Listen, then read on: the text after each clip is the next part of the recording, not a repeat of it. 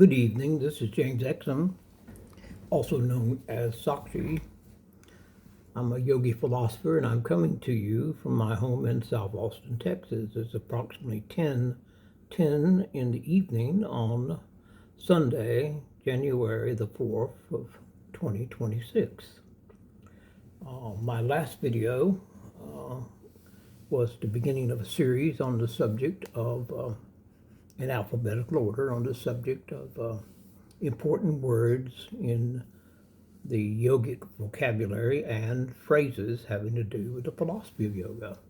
And I'm continuing now by bringing you my second episode in this series. The word in this one that we will be concentrating on and explaining to, or I will be explaining to you, and you can look it up yourself, of course. The vocabulary is very important, and so are the compound phrases, the ideas that make up the vocabulary of yoga philosophy. You have to know your subject, and what better way to know your subject than by knowing the vocabulary. In medicine, you know the vocabulary. Say, for instance, the phrase intercostal myalgia simply means a pain between the muscles of the ribs. Things of that nature. So knowing your phrases helps you not only to have a core, not only produces a deeper core understanding of what we're dealing with, but it also helps you in your reading, of course. It helps you in your speaking, and it helps you in your meditation and practice, believe it or not. Meditation practice is very important in yoga, as you can well imagine. Excuse me there, I was trying to get something off my desk here that's bothering me. Well, it's just dust, I suppose. It might be one of my bird's feathers. I'm not wearing my glasses, so sometimes I see things a bit out of focus. Okay, to continue. So this evening's word we're going to be concentrating on and dealing with is Adesa, A-D-E-S-A. It's also spelled A-D-E-S-H-A or A-D-E-S-H, as in adesh, adesha. And it refers to a command or a directive, particularly in the context of spiritual practice. And you go, well, why do I need to take commands in spiritual practice? Well, we'll dive deeply into this, and hopefully by the time I'm done with this 20 or 30-minute video, you'll be fully informed on my intentions during this narration. It's often described as an inner voice, also known as vanī, V-A-N-I, or vanī, that is perceived as the command of the divine guide during the process of yoga. Now, there's two different types of yoga. You have the physical, which is the asana, and you have the mental, spiritual, historical learning portion of it, or teaching portion of it, which is the philosophy. Well, in this case, we're talking about the happening in deep yoga concentration or meditation, which can happen in either also, but in this case it's more on the learning side than the physical yoga, because you're sitting very still, and sometimes for several minutes, and sometimes up to an hour or so, and that makes it more the spiritual side than the physical side. I should have said that.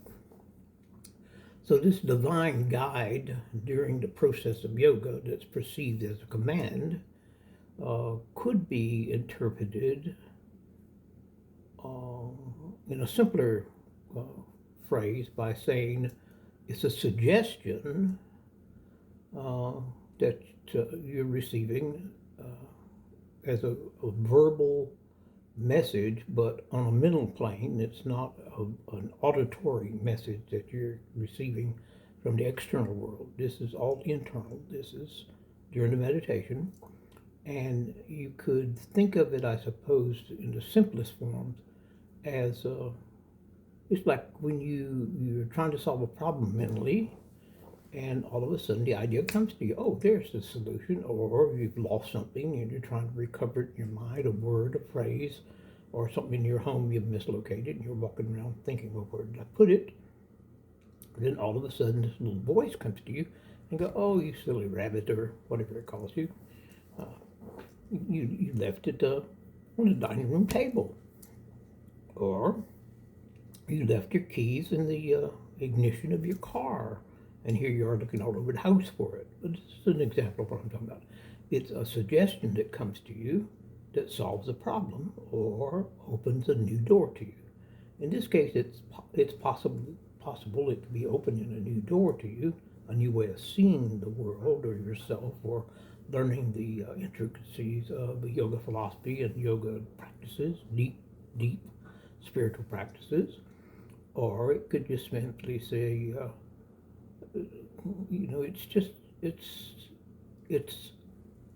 I spoke of it as a command in the discourse I wrote that I'm reading from off my computer screen, but it could also be thought of as a very important suggestion. And I should have said suggestion. I shouldn't have said command. When you think command, you think of the Judeo-Christian, God on the mountain commanding Moses or Pharaoh, and let my people go and all that. Well, that's not what happens in yoga at all. These are kind of quiet, gentle contacts, that type of voice. It's quite. If you're not really paying attention, or if you're diverted by something in the room, or you're paying attention to someone else that's meditating in the room instead of actually going into the inner recesses of yourself, is what meditation is all about. You leave the world, so to speak, and go inward. You're not using the senses to detect what's happening on the external plane.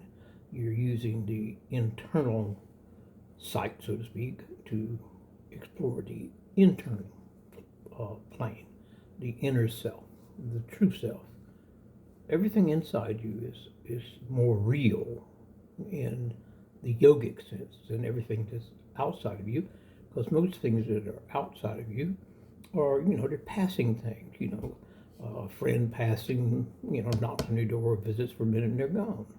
But in yoga, you're dealing with more permanent aspects of life, the existential portions of the universe, those things that are truth-bound and truth-based, and they tend to last for not a few minutes or a few seconds like a temporary pleasure.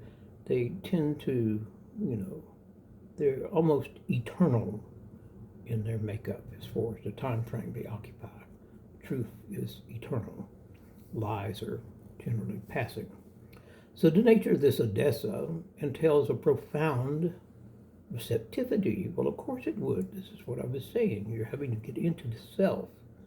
You're no longer bothered by the little things floating around in the world, or noises in the hall, or thinking all of a sudden getting off the path of concentration or meditation and thinking, oh, I've got a 2:00 appointment and somebody's going to come by and I better get up and get dressed, or straighten up the house a bit before they show up.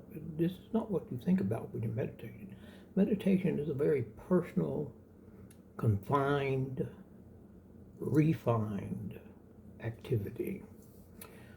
So this profound receptivity, where the seeker develops a disciplined openness to the subtle messages arising from the depths of his or her consciousness, one's consciousness. This is really where all that thought comes from. It's from the consciousness. And remember, you're in the basis of your existence as a spiritual creature is Sat Chitananda, being, consciousness, bliss. And the creator, Brahman, is Sat Chit Ananda. And in that sense, you have to think in terms of neti, not this, not this. So you're negating out of your meditative thoughts anything that is not truly involved in the deeper portions of the yogic philosophical practice of meditation. This process is cultivated through regular meditation, as we're discussing, and self-inquiry. Well, that's going in. You've got to go in and ask yourself things, fostering an environment in which the inner directive can be recognized and trusted. The inner directive can be recognized and trusted. The practitioner learns to distinguish between the transient mental chatter. I've spoken to that already in this video so far, and enduring wisdom that emanates from the core of the being. You're trying to get in touch with the true self, and the true self is not superficial, even internally. It's at the core. It's at the heart, so to speak. Adesa refers to that command or that directive, as I said, in the form of spiritual practice and divine guidance that generally occurs while you're practicing yoga. Once you become an old yogi like me, I don't practice the physical yoga anymore. I'm older now, and I have a Parkinsonian-like disease that keeps me from doing the physical as much as I would want to. Occasionally, I'll revert back to it and try for a few minutes, but it's at my age and my physical condition and my medical diagnoses, it's not really practical or possible. So in my commentaries, I've interpreted, and I'm talking about previous videos I've made and papers I've written, and I write papers all the time. I generally write 3 or 4 papers a week. This I think will be my 84th or 85th video that I've produced since back in, I think I started in May of this year. So, of last year, excuse me. So that's pretty good, 83 videos, or 4, in May's the 5th month, 12th month, 7th month. In less than 8 months, I've produced 80 videos, so that's an average of 8 a month. Of course, I'm busy with my artwork, I'm busy with my personal upkeep, my home's upkeep, my business that I do on the internet, friends, hobbies, all of that. I'm a very busy man, as I keep saying, and that's not brag, that's just fact. But if you want to get old and still have a lucid mind, you want to stay busy. It's the if a used tool very seldom becomes rusty. I think Colonel Sanders said it best. Someone asked him how at 80-something years old, he's flying all over the world opening his new franchises. This is back, of course, when he was alive. And he responded to the young lady or young man, the reporter, and said, young person, I'll call it the lady, young lady, I'd rather wear out than rust out. Well, that's a very good suggestion for older people. You want to wear out instead of rust out. Not wear yourself out, but in other words, stay busy. Stay busy. So in my commentaries, I've interpreted Adesa as not merely an instruction received in meditation, but as a transformational impulse that emerges from the deepest core of your inner awareness. Now, when I write, I get a little more fanciful, a little more flowery, a little more studious, a little more professorial, I suppose. But that's just because I've read so much and written so much in my life. When I write in a little more formal manner than when I speak. Most of the speaking I do when I'm working from my latest discourse, which is what I have written today, or maybe I wrote this yesterday. Actually, I wrote this yesterday. When I get around to videotaping them, as I'm doing now, I kind of loosen the language a little bit because not everyone speaks the way I think and write. So I emphasize a true adesha arises only when the practitioner is anchored in the witness consciousness. That's the Sakshi consciousness. Sakshi means the witness, it means the soul, and all of that. And you've heard me say that over and over. I highlight that the discernment, which is the choosing of genuine adesha, requires a cultivated stillness. When you work, you work. When you sleep, you sleep. When a baseball player is really a slugger during a championship game and he's knocking them over the fence almost every time he goes up to bat, he's in the zone. He's in the groove, we used to say when I was young, but now they say in the zone. But this is what I'm talking about. You when you're getting into deep meditation in yoga, and you've done it as many years as I have, you have learned a stillness that has been cultivated, and that's where the mind's habitual patterns of desire and aversion are quieted. You're in a very, very, very quiet zone, and this allows the subtle directive of the divine to be recognized. In other words, when I say directive, I'm talking about the voice. This is what the whole thing is about, that adesa, that command, that suggestion, that divine speaking to you to help you grow and to help you stay on the path of dharma. Dharma is the path of righteousness, and to maintain your karma. Karma is good or bad, but you want to stay on the good side of the balance, the scales. If you have good karma, generally you have good dharma. You're on the right path. Those are words you can look up if you please. Now, drawing on traditional yogic sources, I have elaborated the function of Sakshi. That's the silent, non-judgmental observer we have within us. That's the soul, so to speak, is essential for distinguishing between the fleeting impulses of ego and the enduring guidance of the adesa, the divine voice, offering up to you suggestions once you get into that state of mind. When you're in deep meditation, these suggestions will flow.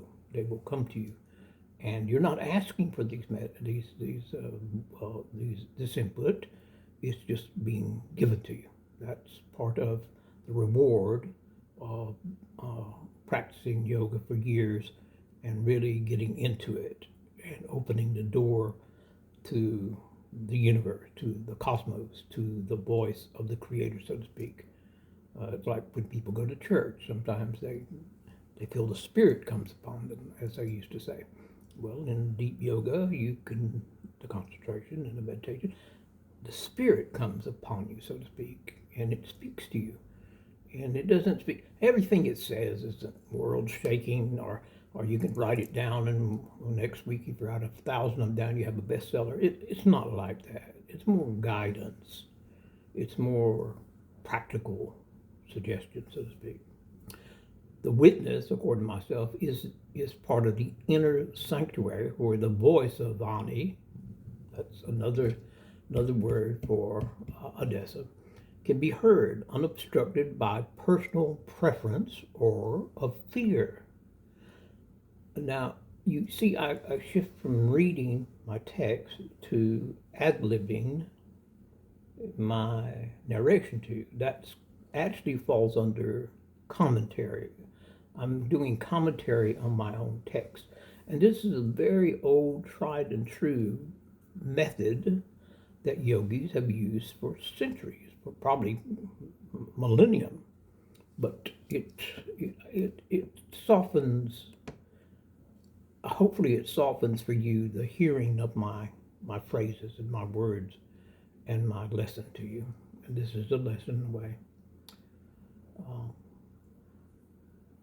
So I note this process of yoga is in large part a cultivation of the witness perspective, so that when the adesa arises, and it's not constant, it kind of floats up. I call it floating up. It kind of floats up occasionally and whispers in your ear, so to speak, your inner ear, not your outer ear, not the physical ear. Then it's recognized as the authentic movement of the divine's voice, so to speak. When I say movement, I mean vocalization of the divine voice.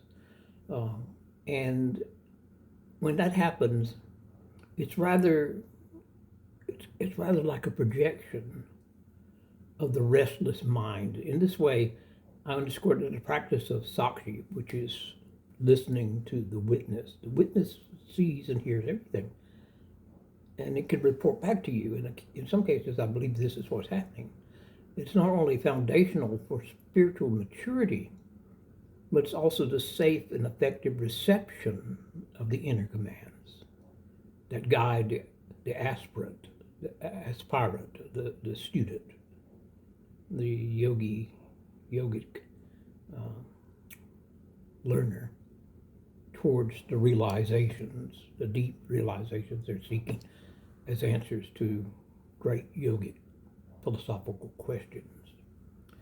The traditional commentaries regard adesa as mysterious, authoritative impulse which transcends ordinary reasoning arising from the intuitive core of being. Well, there's the intuition, the intuitive core of being. It is not merely a mental suggestion, but it's felt to carry the unmistakable weight and clarity of the divine will. Now remember, yoga is not a religion, it's a science. So when I speak of the divine will metaphorically in my writings, I'm not talking about, the old man with the beard, getting a hold of you during your meditation and speaking from on high. The divine will in yoga philosophy is not, something oppressive. It's not something commanding. You don't kiss his feet. You don't stand around and sing praises to Brahman. Not in the yogic sense. You might in the Hindu religion, but I'm not a Hindu. I'm a yogi. I'm a practitioner of the science of yoga.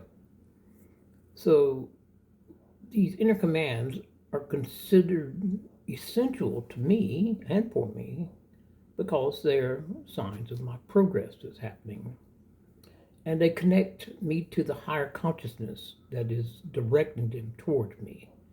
So you can speak with your Sakshi, you can speak with your creator, so to speak. It's not, there's certain things in yoga that you cannot correlate with human activities. I can speak to my sister, or, well, she's gone, all my brothers and sisters are gone now, but in the old days I could speak to my sister on the phone. But I can't get on the phone and talk to Brahma. But in a spiritual way, I can communicate back and forth during the deep levels of yoga meditation. This is what I'm talking about.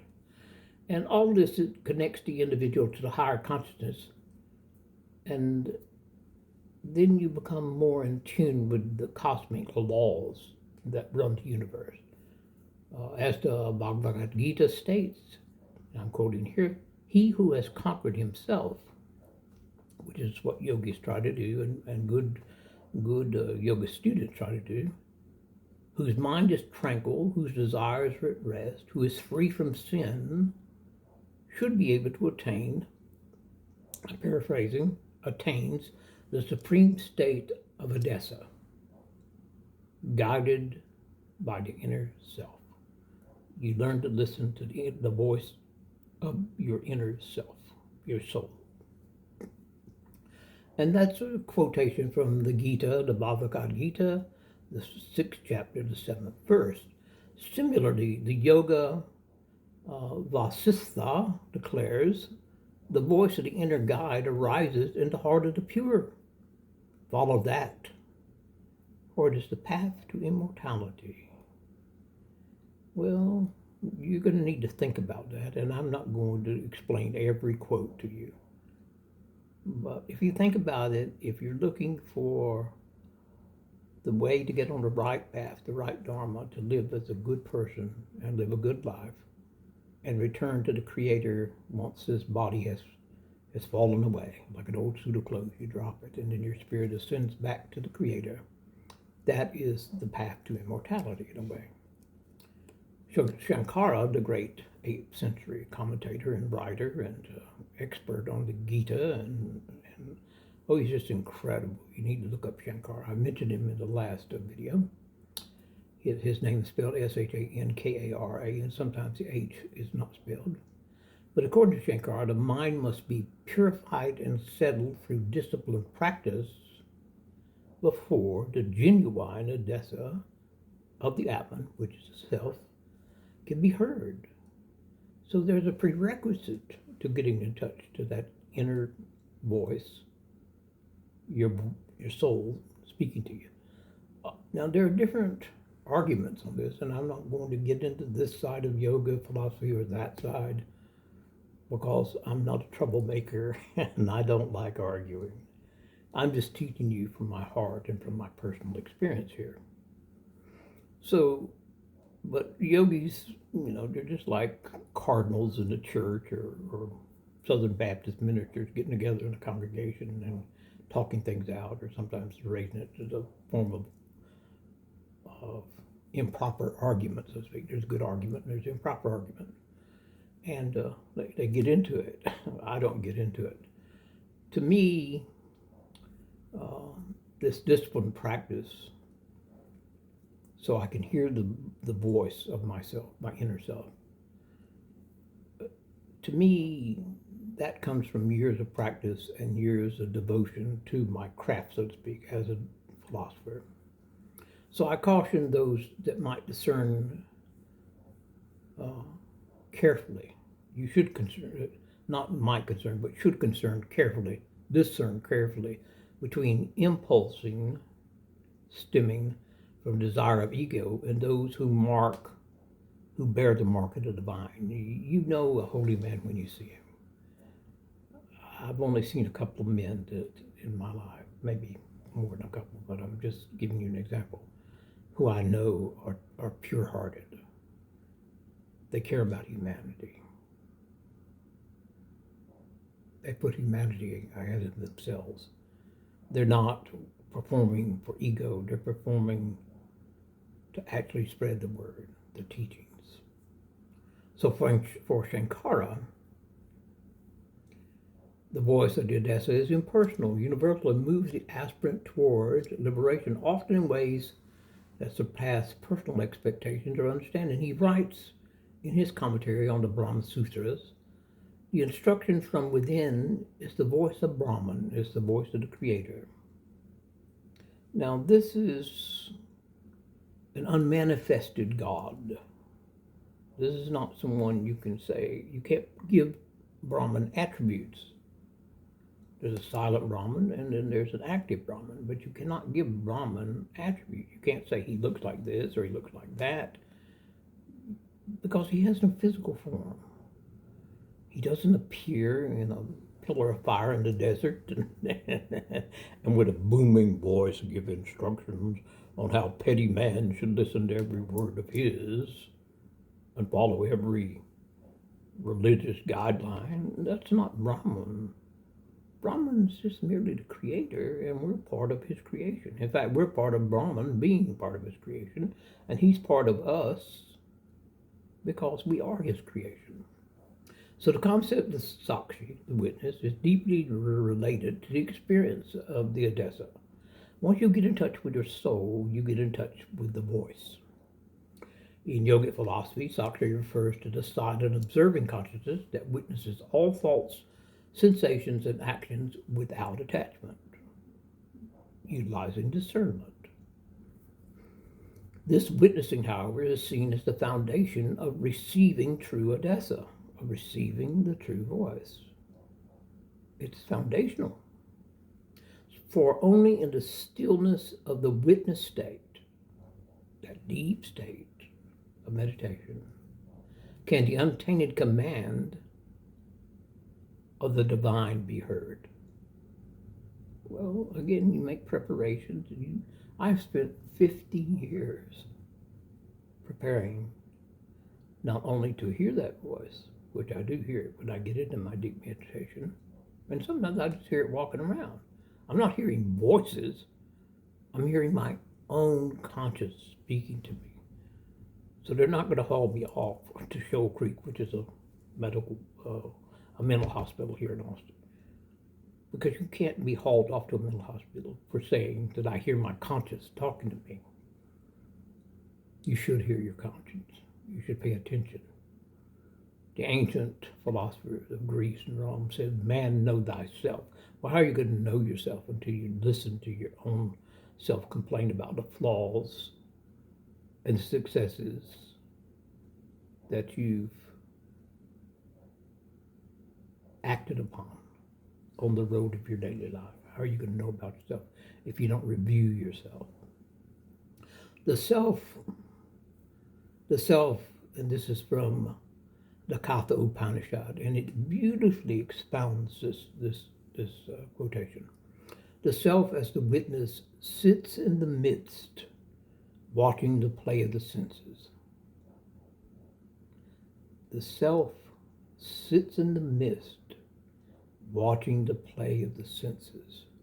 When the mind is calm and the witness is awake, then the voice of truth can be heard. And that's from the Katha Upanishad, first chapter, 310.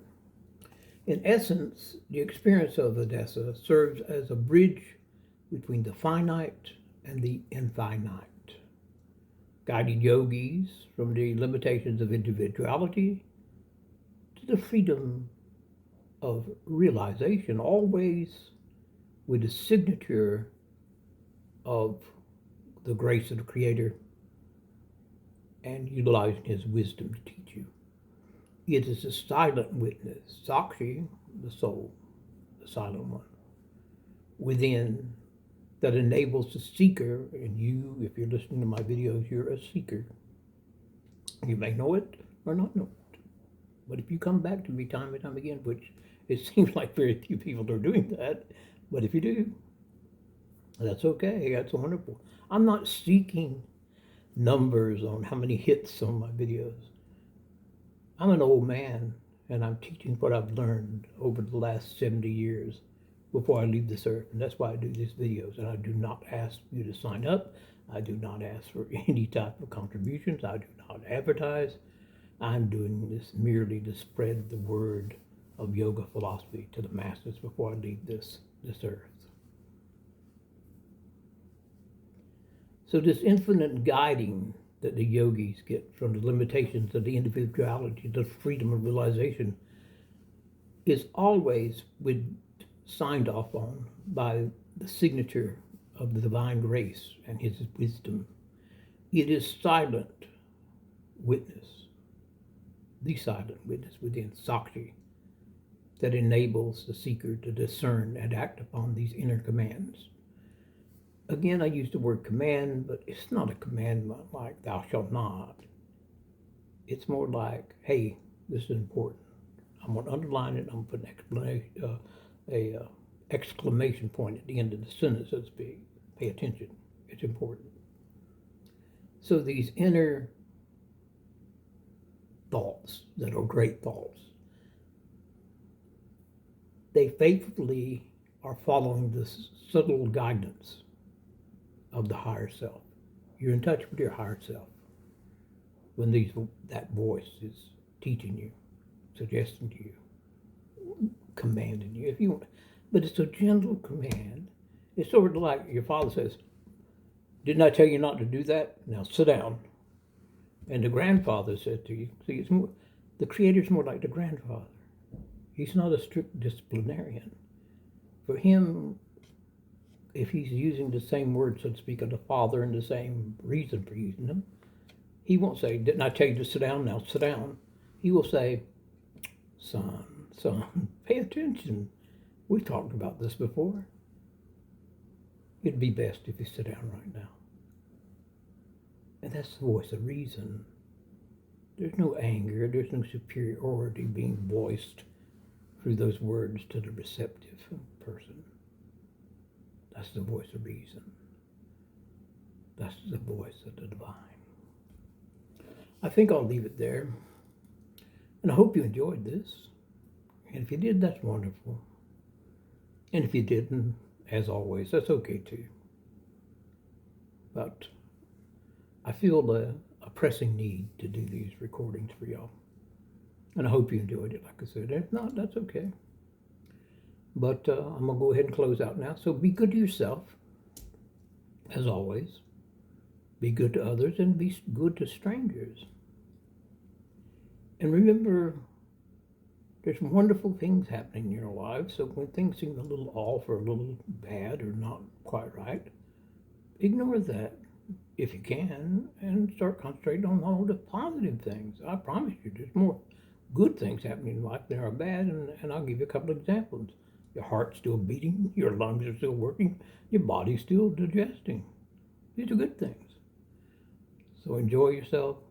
It's Sunday evening, like I said, and I'm done. And I'll see you tomorrow with my next vocabulary phrase or word. And we'll talk at that point, or I'll talk, and hopefully you'll receive something from it that will help you through life, keep you on the right side of karma and dharma. Good evening.